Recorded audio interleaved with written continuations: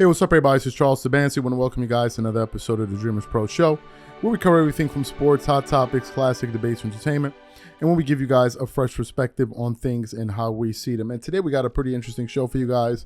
But before we get into it, please make sure you like the video and subscribe to the channel. Also, if you're not following us on the Dreamerspro podcast, be sure to follow us. We have that link in the description below. Anyway, let me get to this topic here. So yesterday was a bit of a, you know what? Yesterday was an NBA day, right? A typical NBA day. And this is when you know that the NBA season is starting. We had actually finished producing content, and we're doing some things, preparing the content for you guys. And then all of a sudden, I get a message in our group chat, our Dreamerspro group chat, from Mitch, who works with us. And he goes, Damian Lillard just got traded to the Bucks. I'm like, bro, I just finished shooting. That was the first thought. I'm like, I just finished shooting. We already shot 3 videos, and now you're doing this to me. So the minute he said that, I was like, okay, I know we got to do a live, right? And immediately we set up a live. We had a lot of people in there. Yesterday we had about 2,000 people in there. So thank you guys for joining us on that live. And it was a pretty big story, right? And I actually want to read a little bit for the people that maybe are just catching up to this story a little bit later. I just want to read some of the details. And I'm reading from an ESPN article. It starts off with the headlines: Blazers deal, Damian Lillard to Bucks and blockbuster 3-team deal. The Portland Trail Blazers traded guard Damian Lillard to play alongside Giannis Antetokounmpo with the Milwaukee Bucks as a part of a 3-team deal that also included the Phoenix Suns. The teams announced on Wednesday. Portland receives Drew Holiday, DeAndre Ayton, Tsunami Kamara, Milwaukee's 2029 unprotected first-round pick, a draft pick, and unprotected Milwaukee swap rights in 2028 and 2030, the team said in their release. The Suns receive Yusuf Nurkic, Grayson Allen, Nasir Little, and Keon Johnson as a part of the trade package. The Blazers are expected to engage contending teams on trade talks to move Holiday, sources told ESPN's Adrian Wojnarowski. The deal comes months after Lillard formally requested to be traded early in July, as the Blazers decided to take a patient approach to negotiations. Lillard leaves Portland after 11 seasons in which he made 7 All-Star and NBA teams and led the franchise to the playoffs 8 times, including a Western Conference Finals appearance in 2018-2019. He ranks first in the team's in team history in points and 3-pointers and second in assists.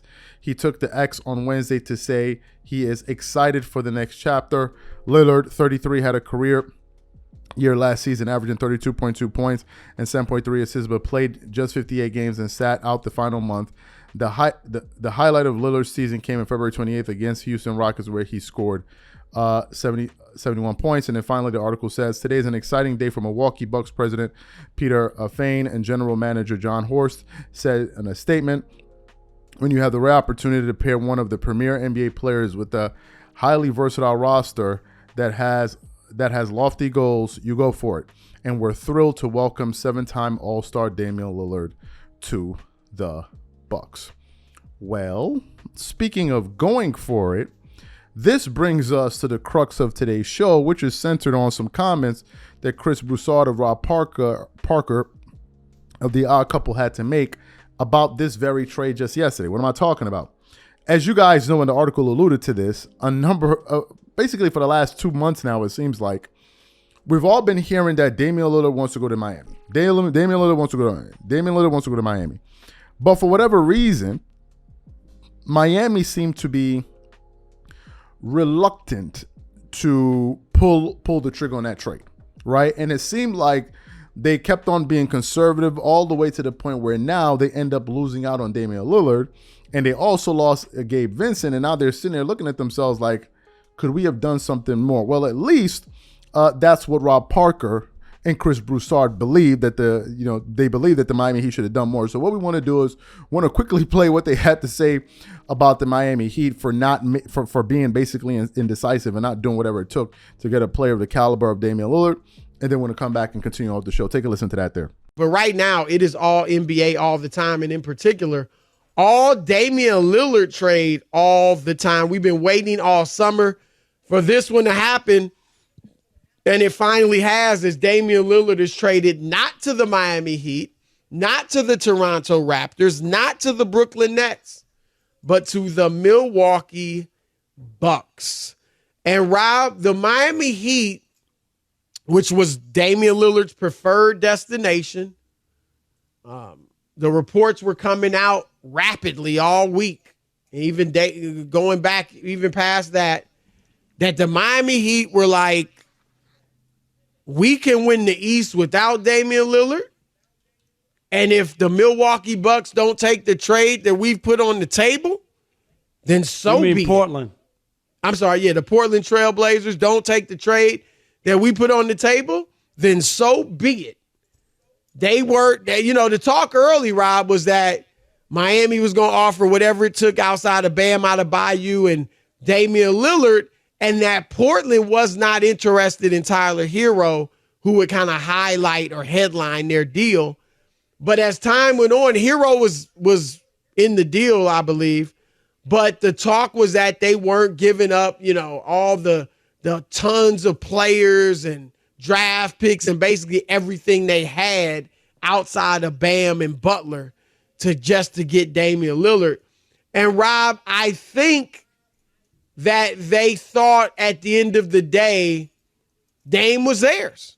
And that the Portland Trail Blazers were going to buckle under the pressure and that they would be able to get Dame for pennies on the dollar, and they were going to be able to go ahead and steal him and have a great shot at winning the NBA championship.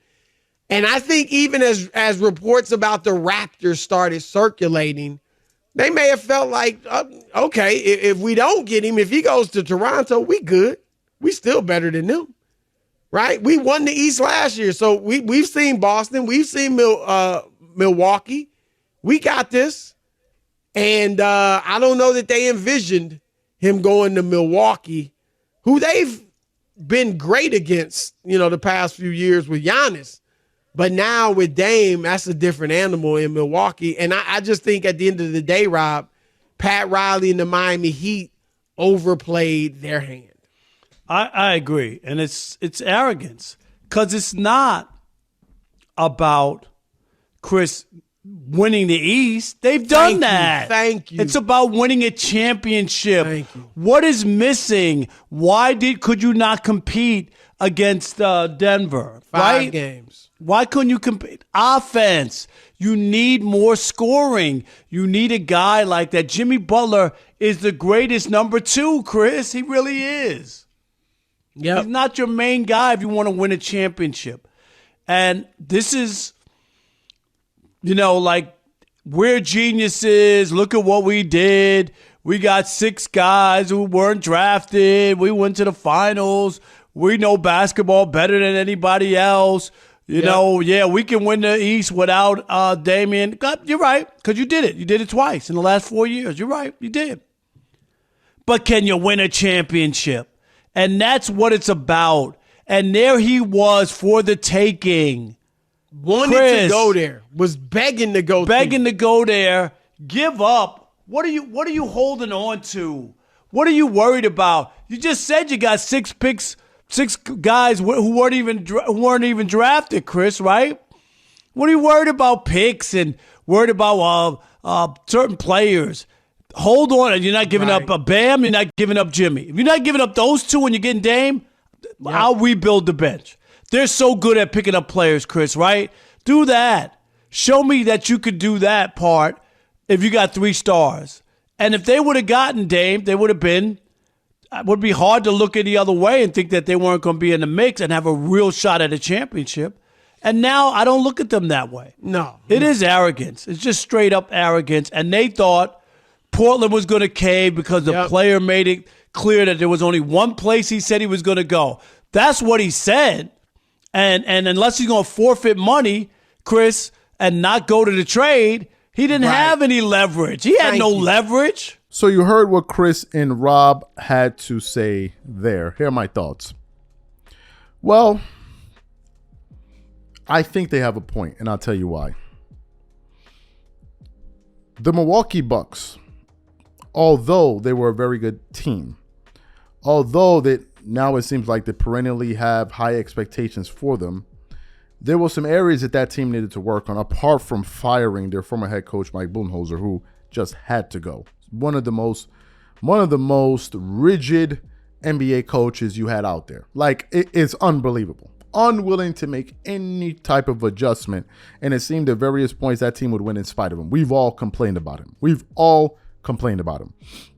And you saw a lot of that last year in that series against Miami. But anyway, for a team that always has high expectations, they still had some limitations. The Milwaukee Bucks are always known as one of the best defensive teams. As a matter of fact, if you look at their roster, they have Giannis Antetokounmpo, who's a Defensive Player of the Year. You have Brook Lopez, who's been one of the candidates for Defensive Player of the Year. You have Chris Middleton, and at the time you had Drew Holiday. So they had a very stout defense. However, this team had some issues with their offense at times, right? They had issues with generating offense. Chris Middleton at times will come and go. Giannis could be limited in various spots within the offense. And they never had a guy like a Damian Lillard who can, number one, stretch the floor pretty much to any distance, that could go out there and get you a 50 ball on any given night in a playoff game. They had none of that. And everything became so reliant on Giannis Antetokounmpo getting it going, and then hoping that Chris Middleton would come along for the ride, right? But in the case of getting a Damian Lillard, you know for a fact that, number one, Damian Lillard is going to be able to play one-on-one this year. I mean, if the guy scored 32.2 points per game last year, this year he's definitely going to be able to play one-on-one, which I believe inversely is going to allow Giannis to play one-on-one. Number two, I think this team is going to be absolutely lethal in the pick and roll. And what I love most about this trade is the Bucks now have players that do different things. They don't have repetitive stars. If you look at the Phoenix Suns, they have a lot of guys to do the same thing in their big three. If you're looking at Bradley Beal, if you're looking at Devin Booker, if you're looking at Kevin Durant. Not to say they're not a good team, but they have a repetitive amalgamation of talent on that team. In the case of the Bucks, you have a Giannis who plays the center or the 4 times. You have a Chris Middleton who's going to play the 3. And then you have a Damian Lillard that's going to play the 1. So they can all play a different role in the offense, and they're not waiting to do the same thing. So to me, I think is a perfect fit. I have this team as one of the 2 best teams in the Eastern Conference. I said this yesterday in the live that we did. I said it's going to be them and the Boston Celtics. I don't see Philly being a threat. James Harden, we had that situation there that's going on there. No one knows what's going to happen with Joel Embiid. So to me, I think this team right here and the Boston Celtics are the clear-cut favorites to make it to the Eastern Conference Finals. 100%, that's it. There's no one else in the Eastern Conference. And to the point that Chris Broussard and Rob Parker made, sometimes you got to go for it, man. Sometimes you got to go for it. You got to strike when the iron is hot, and you got to go for it. And look what happened. You're sitting there kind of dragging your feet. Someone else steps in, and they get the player that you were expecting, to the point where even Jimmy Butler took to social media yesterday in a funny way. He was just like surprised, like, "Hey man, the NBA, y'all should look into it." He's joking, but he's surprised. Like, this team got him. This team, arguably a top 2, top 3 team in the Eastern Conference, they got him. So I think it's going to be a very fun season, and I think Milwaukee Bucks fans should be very, very excited for their team this coming season. So what I want to know from you guys is, number one, what do you think about what Rob Parker and Chris Broussard had to say about the Miami Heat? Number two, what chances do you give the Bucks to come out of the Eastern Conference this season? Whatever you guys think, please leave your thoughts and comments in the comment section, and we catch you on the next show. Peace.